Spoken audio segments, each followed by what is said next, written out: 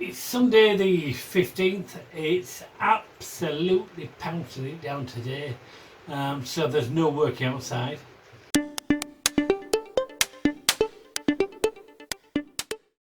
So what we're going to do today, I've come in the shed. I'm going to make some, well, I've been making it today and I'll be making it tomorrow. Some sheets of foundation for some of the queen rearing hives that we're going to be making up in the next couple of weeks. I know some of you have been out and got one already, and some of you are possibly thinking about going out and getting one of these foundation presses. And I just want to give you a few tips on using these. I've made a video in the past. I know the sound quality won't go on that. Really sorry, but a lot of people seem to struggle with these. There's one or two things that you've got to remember. One, you've got to put some sort of non-stick onto the silicone press. At the moment I'm using plain water with just 1 or 2 drops of fairy liquid on it, and I just give it a really good squirt, and then that stops the wax actually sticking to it. Another thing you've got to be careful about is when you're pouring your wax, you don't want to splash up the sides, because otherwise when you close that lid together and the wax sets, you'll find it really hard to open it up. So you've got to pour that nice and steady. So when you do pour your wax, you want to do one motion for pouring your wax. Just get some out, move my coffee,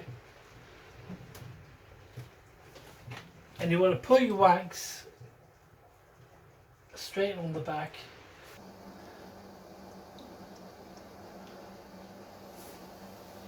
And you want to close that lid as soon as you possibly can and give it a press down.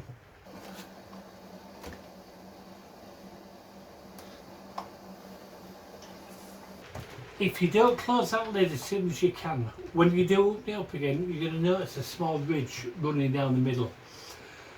And that's where the wax is starting to set before you actually got that down, and that's going to cause a weak point running through all the way through that sheet foundation.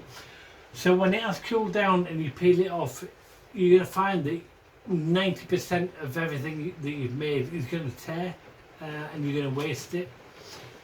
So you want to get that lid down as soon as you possibly can. Give it one good press and leave it down. The next thing that you want to do, you want to make yourself a template.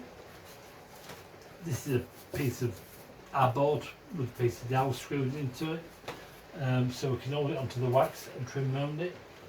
And I use a pizza cutter to trim down on.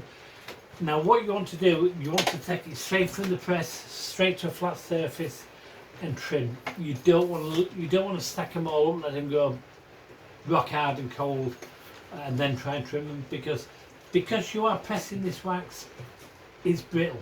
It's not like the wax that you're going to buy from Maysmore or Man Lake or wherever you do buy your wax from.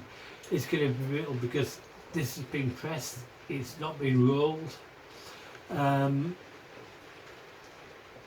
the other thing that you need to do, you need to get it in the frames as quickly as you can, like within 1 or 2 days. You don't want it to go too brittle.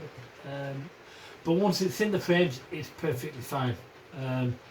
It's going to be at a nice constant temperature when it's in the hive. The bees are going to look after it, they're going to build comb on it, and this brittleness isn't going to be a problem. But you want to trim it round.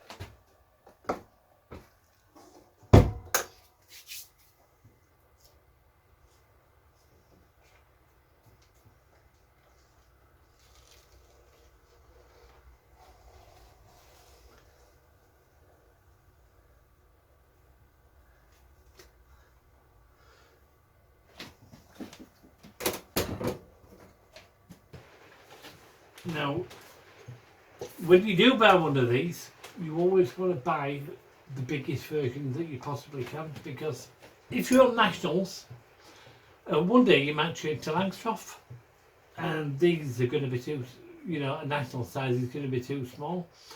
So you can always trim down from a larger size Langstroth and trim it down to a natural size. You're not wasting anything because all those trimmings go back in your pot, and you're going to recycle that wax and make more foundation or whatever from there. This is what I use for my Langstroths.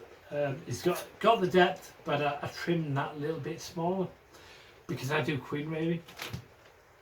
So I want the bees to build that bit of natural comb down either side, because if I'm lucky, it's going to be drone comb that they actually build.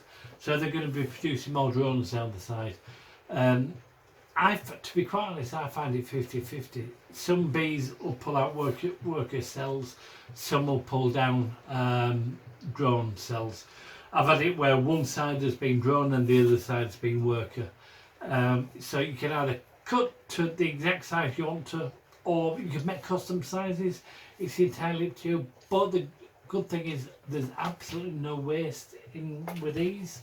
So as I say, what we do, we go down.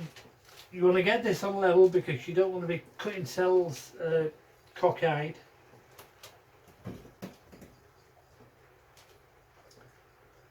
Line them up on your cells.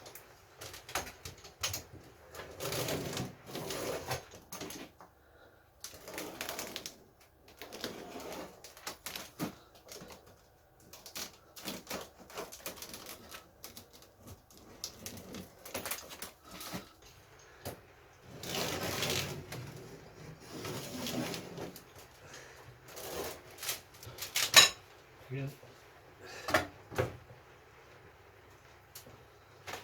And there you go, one nice sheet of foundation.